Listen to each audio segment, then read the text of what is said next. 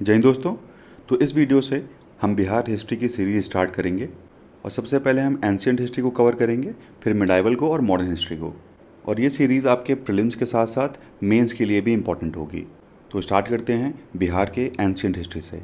तो देखिए, ancient history start करने से पहले हमें हिस्ट्री का क्लासिफिकेशन समझना पड़ेगा। तो देखिए, अर्ली हिस्ट्री को हम 3 पार्ट में डिवाइड करते हैं: प्री हिस्ट्री, प्रोटो हिस्ट्री और हिस्ट्री। प्री हिस्ट्री हम उस टाइम पीरियड को बोलते हैं जब लोग लिखना और पढ़ना नहीं जानते थे, यानी कि जो राइटिंग सिस्टम है वो अभी तक डेवलप नहीं हुआ था। तो स्टोन एज जो है वो 3 फेजेस में है: पैलियोलिथिक, मीजोलिथिक और न्योलिथिक पीरियड। तो ये तीनों पीरियड जो हैं वो प्री हिस्ट्री में आते हैं। इसके बाद है प्रोटो हिस्ट्री, और प्रोटो हिस्ट्री जो है वो प्री हिस्ट्री और हिस्ट्री के बीच के टाइम को हम बोलते हैं। और इस टाइम पीरियड पे लोगों को लिखना तो आ गया था, लेकिन उन्होंने क्या लिखा है इसको अभी तक हम डिसिफर नहीं कर पाए हैं, अभी तक हम पढ़ नहीं पाए हैं। और इसका सबसे बेस्ट एग्जांपल है हड़प्पा के स्क्रिप्ट। तो देखिए, हड़प्पन की अपनी एक स्क्रिप्ट थी, लेकिन अभी तक इसको जो है डिसिफर नहीं किया जा सका है। लेकिन हमको जो हड़प्पन सिविलाइजेशन का मेंशन है वो मेसोपोटामिया सिविलाइजेशन के राइटिंग्स में मिलता है। तो जो मेसोपोटामिया के लोग थे वो हड़प्पा को मेलुहा करके बुलाते थे। इसी तरीके से जो वैदिक सिविलाइजेशन था ये भी एक ओरल ट्रेडिशन था। और तीसरा है हिस्ट्री, और ये वो टाइम पीरियड है जब जो राइटिंग है वो इन्वेंट हो चुकी थी। और इस टाइम पीरियड के सोसाइटीज़ के बारे में हमें रिटन एविडेंसेस मिलते हैं और आर्कियोलॉजिकल सोर्सेज के थ्रू हम हिस्ट्री को कंस्ट्रक्ट करते हैं। तो अब बात करते हैं बिहार के एंशियंट हिस्ट्री के सोर्सेज के बारे में। तो देखिए, सोर्सेज 2 तरह के हो सकते हैं, एक लिटरेरी सोर्स और दूसरा आर्कियोलॉजिकल सोर्स। लिटरेरी सोर्स वो सोर्स होता है जैसे कि वेद्स हैं, जैसे कि ऋग्वेद, सामवेद, अथर्ववेद और यजुर्वेद। इसके अलावा संस्कृत, पाली या प्राकृत लैंग्वेज में जो भी लिटरेचर्स लिखे गए हैं वो भी लिटरेरी सोर्सेज में आएंगे।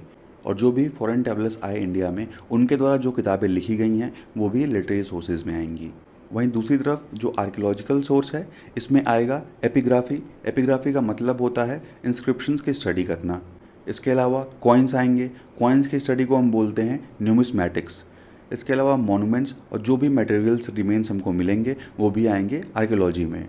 इसके अलावा जो हमको स्क्रिप्ट मिलते हैं इसके माध्यम से भी हम हिस्ट्री को कंस्ट्रक्ट करने की कोशिश करते हैं, और स्क्रिप्ट की स्टडी को हम बोलते हैं पैलियोग्राफी।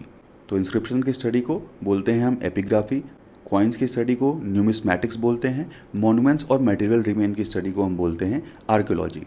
तो स्टार्ट करते हैं हम आर्कियोलॉजिकल सोर्सेज से। तो पहले बात करेंगे स्टोन एज की। तो देखिए, स्टोन एज जो है वो जो है 4 पार्ट में डिवाइडेड है। पहला है पैलियोलिथिक। पैलियो का मतलब होता है ओल्ड। उसके बाद दूसरा है मीजोलिथिक। मीजो का मतलब होता है मिडिल। उसके बाद तीसरा है नियोलिथिक। नियो का मतलब होता है न्यू। और चौथा है चाल्कोलिथिक। चाल्को का मतलब होता है कॉपर। तो पैलियोलिथिक, लिथिक का मतलब होता है स्टोन। तो पैलियोलिथिक का मतलब हो गया ओल्ड स्टोन एज, मीजोलिथिक का मतलब हो गया मिडिल स्टोन एज, और न्यूलिथिक का मतलब हो गया कि न्यू स्टोन एज, और चाल्कोलिथिक का मतलब हो गया कि कॉपर स्टोन एज। यानी यहाँ पे कॉपर के साथ साथ स्टोन्स का भी यूज़ किया जा रहा था, तो उसी को हम बोलते हैं कॉपर स्टोन एज। तो देखिए, हमें बिहार में जो भी स्टोन एज के साक्ष्य मिले हैं वो या तो पैलियोलिथिक पीरियड से बिलोंग करते हैं या तो न्यूलिथिक पीरियड से बिलोंग करते हैं। जो मीजोलिथिक टाइम पीरियड की चीज़ें हैं वो काफ़ी कम अमाउंट में मिली हैं। ज़्यादातर जो वो पैलियोलिथिक पीरियड है और न्यूलिथिक पीरियड है उसी के जो भी एविडेंसेस हैं वो मिले हैं। तो जो ओल्ड स्टोन एज है इसका एविडेंस मिलता है मुंगेर डिस्ट्रिक्ट के पैसारा में। और यहाँ पर हमें ढेर सारे जो एक्यूलियन टूल्स हैं जैसे कि हैंड एक्स हो गया, क्लेवर हो गया, तो ये सब मिला हुआ है। और वहीं जो फर्स्ट न्यूलिथिक कल्चर है और इसका जो साइट है वो चिरंद है, और चिरंद पड़ता है सारण डिस्ट्रिक्ट में। तो ये यहाँ पे जो है गंगा और घाघरा नदी का संगम होता है, यहीं पे पड़ता है चिरंद। और यहाँ से हमें न्यूलिथिक जो कल्चर है उसके एविडेंसेस मिले हुए हैं। तो देखिए, चिरंद से हमको पॉलिश स्टोन टूल्स मिले हैं। इसके अलावा जो चिरंद की खास बात है वो है बोन टूल्स, यानी कि यहाँ पे जो है एंटलर बोन टूल्स मिले हुए हैं, जैसा कि आप इस इमेज में देख सकते हैं। तो इस तरह के जो बोन टूल्स हैं वो स्पेशलिटी है चिरंद की। इसके अलावा यहाँ पे कई तरीके के जो बीड्स हैं इनकी मैन्युफैक्चरिंग की जाती थी। बीड्स मतलब होता है मन के, और इन बीड्स की मैन्युफैक्चरिंग में सेमी प्रेशियस स्टोन्स का यूज़ किया जाता था, जैसे कि एजेट, जैस्पर और कार्नेलियन। और न्यूलिथिक टाइम पीरियड के जो साइट्स हैं हमको वैशाली के चेचर में, रोहतास के सनवर में, पटना के मनेर में, बोधगया के ताराडी में और सिंहभूम के बरूडी में मिलते हैं। और इस टाइम पीरियड की जो पॉटरीज़ हैं वो भी हमें मिलती हैं। खासकर जो black and red ware pottery है वो हमको मिलती है राजगीर और सोनपुर से, जो कि गया डिस्ट्रिक्ट में पड़ता है। इसके अलावा चिरन से और वैशाली से। इसके अलावा भागलपुर के आंतीचक से भी हमें ब्लैक एंड रेड पॉटरी के एविडेंसेस मिलते हैं। तो यहाँ पर इमेज में देखिए, ये एग्जाम्पल है black and red ware pottery का। इसके अलावा जो pre not black polish ware है, जैसा कि आप इसको देख सकते हैं, तो इसका जो एविडेंस है वो हमको बक्सर से और चिरन से मिला है।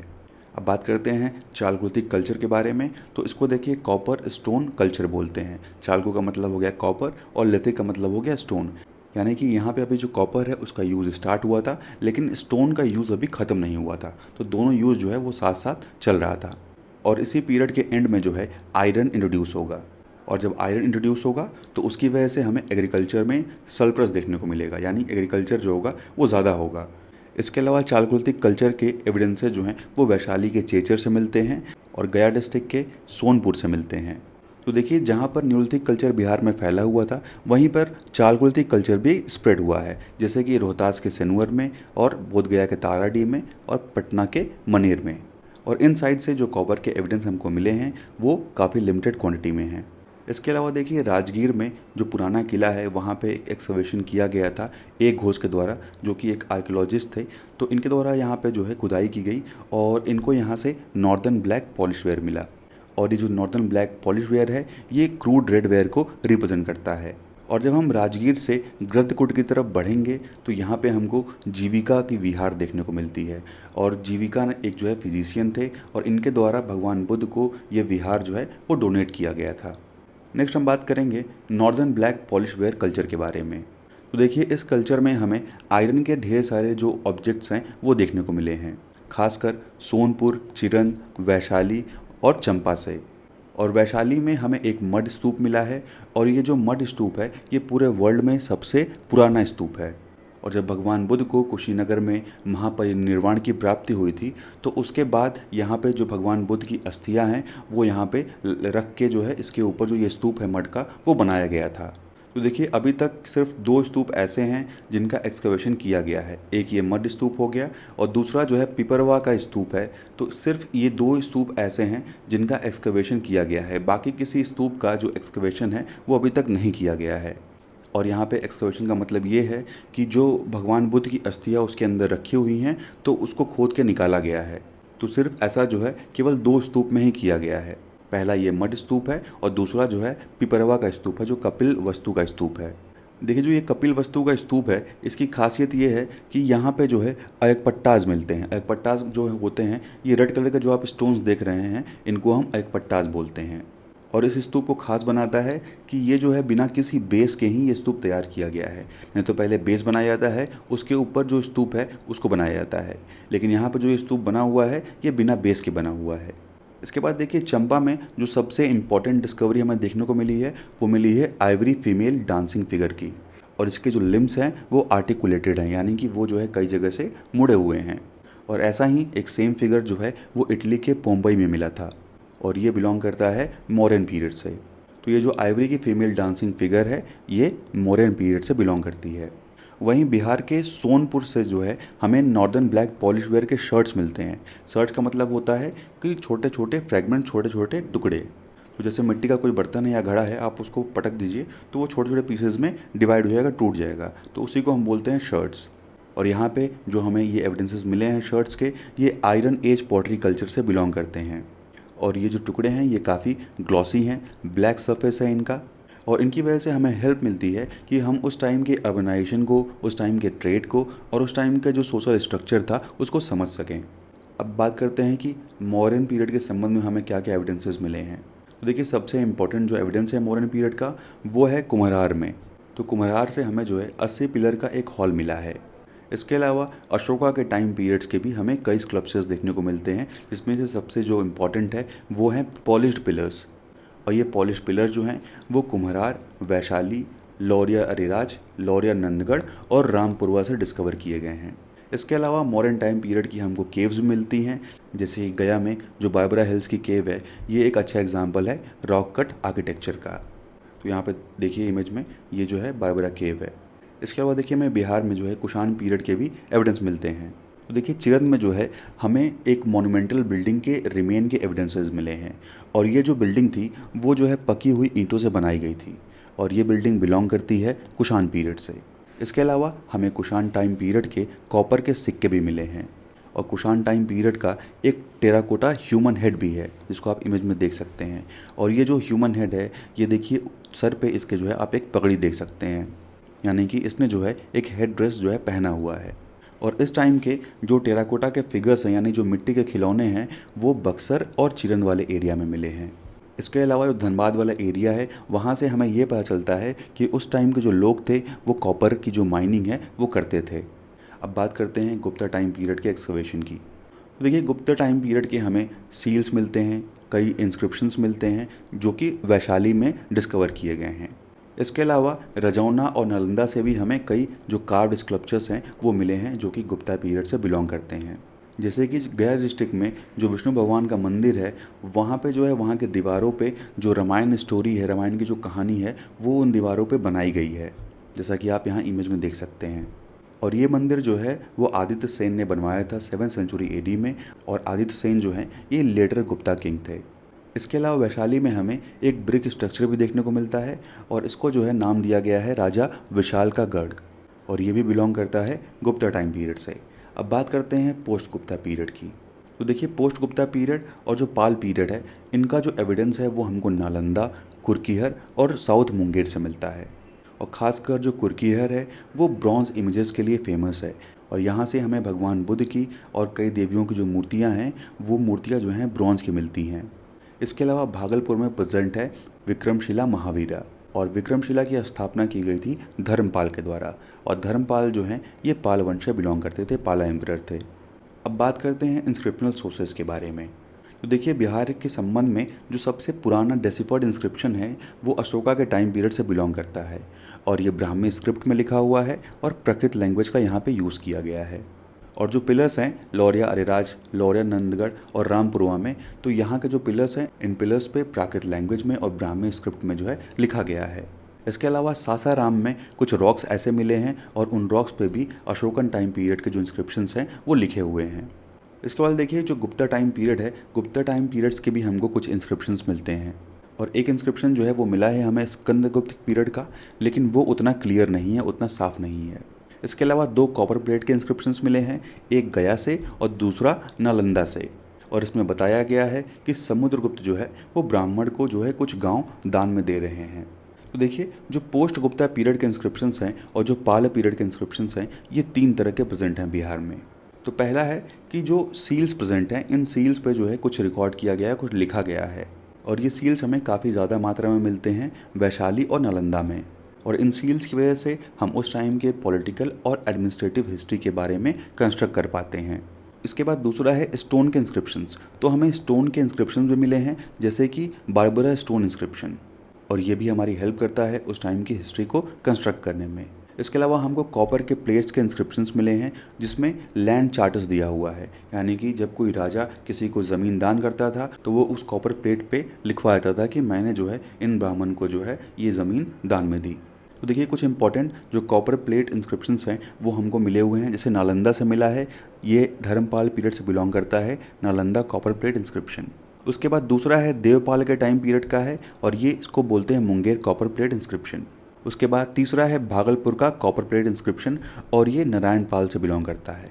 उसके बाद चौथा है भानगढ़ का कॉपर प्लेट, और ये विग्रह पाल से बिलोंग करता है। और ये सभी जो कॉपर प्लेट के इंस्क्रिप्शंस हैं ये सभी लैंड चार्टर्स हैं, यानी इसमें जो राजाओं ने ज़मीन दान की है उसके बारे में बताया गया है, और इसकी वजह से हमें उस टाइम के सोशल, इकोनॉमिक और जो भी एडमिनिस्ट्रेटिव कंडीशंस थे उस टाइम, तो उसके बारे में पता चलता है। यानी कि पाला टाइम पीरियड पे जो पाला डायनेस्टी रूल कर रही थी, तो उस टाइम का सोशल और इकोनॉमिक कंडीशन क्या था, वो लोग कैसे एडमिनिस्ट्रेशन किया करते थे, तो इन सब की जानकारी जो है वो हमको इन कॉपर प्लेट इंस्क्रिप्शन से मिलती है। उसके बाद कुछ इंस्क्रिप्शन ऐसे भी हैं जो कि प्रतिहाराज और गदलवाज से बिलोंग करते हैं, जैसे कि दिगवा दुबली जो ग्रांट है ये महेंद्र पाल के टाइम पीरियड का है, और ये हमको मिला है सारण डिस्ट्रिक्ट से। इसके अलावा शाहाबाद डिस्ट्रिक्ट से हमें विजय चंद्र के टाइम पीरियड का जो इंस्क्रिप्शन है वो मिलता है। देखिए जो मनेर का गदलवा प्लेट इंस्क्रिप्शन है, इससे हमें पटना के उस टाइम के जो है रिवेन्यू सिस्टम के बारे में पता चलता है। यानी कि उस टाइम 12th सेंचुरी एडी के आसपास यहाँ पटना में किस तरह का रेवेन्यू सिस्टम जो है यूज़ किया जा रहा था, ये हमको पता चलता है मनेर के गदलवा प्लेट इंस्क्रिप्शन से। उसके बाद एक इंस्क्रिप्शन जो है वो 13th सेंचुरी एडी से बिलोंग करता है और ये है पंचोबा कॉपर प्लेट इंस्क्रिप्शन। और ये इंस्क्रिप्शन जो है वो समुद्रगुप्त के टाइम पीरियड का है और इसकी वजह से हमें उस टाइम पीरियड के पॉलिटिकल और एडमिनिस्ट्रेटिव हिस्ट्री के बारे में पता चलता है। और भागलपुर डिस्ट्रिक्ट के सनोखर से हमको बल्लाल सेन का एक इंस्क्रिप्शन मिलता है और ये इंस्क्रिप्शन जो है एक इमेज इंस्क्रिप्शन है। और बिहार के गया से हमें मिलता है जानी बिघा इंस्क्रिप्शन। ये जो है सेना डायनेस्टी के किंग बुद्ध सेन और जयसेन के टाइम पीरियड का है। इसके बाद देखिए जो देवपारा इंस्क्रिप्शन है ये विजय सेन से बिलोंग करता है और इस इंस्क्रिप्शन से हमें सेना डायनेस्टी के बारे में पता चलता है। खासकर जो विजय सेन का रूल था उस टाइम पीरियड के बारे में हमें देवपारा इंस्क्रिप्शन से पता चलता है। और इस इंस्क्रिप्शन से हमें ये भी जानकारी मिलती है कि कैसे उस टाइम जो बंगाली स्क्रिप्ट थी वो डेवलप कर रही थी। इसके अलावा इसमें यह भी मेंशन किया गया है कि जो विजय सेन है इनके द्वारा जो है एक मंदिर बनवाया गया था और इस मंदिर का नाम था प्रद्युम्नेश्वर टेम्पल। अगला इंपॉर्टेंट सोर्स है क्वाइन। तो हमें बिहार में पंच मार्क जो क्वाइंस हैं वो देखने को मिले हैं। खासकर ये जो है वो सिल्वर के बने हुए हैं और काफ़ी मात्रा में ये बिहार में पाए गए हैं। और ख़ासकर पटना का गोलकपुर और पूर्णिया में हमें जो ये सिक्के हैं वो मिले हैं। इसके अलावा देखिए बिहार के बक्सर से जो है हमें कुषाण टाइम पीरियड के कॉइन मिले हैं और ये जो है कुषाण एम्पायर के एक्सटेंट को दर्शाता है। तो देखिए कुषाण टाइम पीरियड के एक किंग थे होशिका और होशिका के जो सिक्के हैं वो कुम्हरार के एक्सकवेशन में मिले हैं और इसमें से सबसे इम्पोर्टेंट जो एक्सकवेशन है वो सारण डिस्ट्रिक्ट के चिरन में है और यहाँ से हमें 82 कुषाण के जो कॉपर कॉइन्स हैं वो मिले हैं।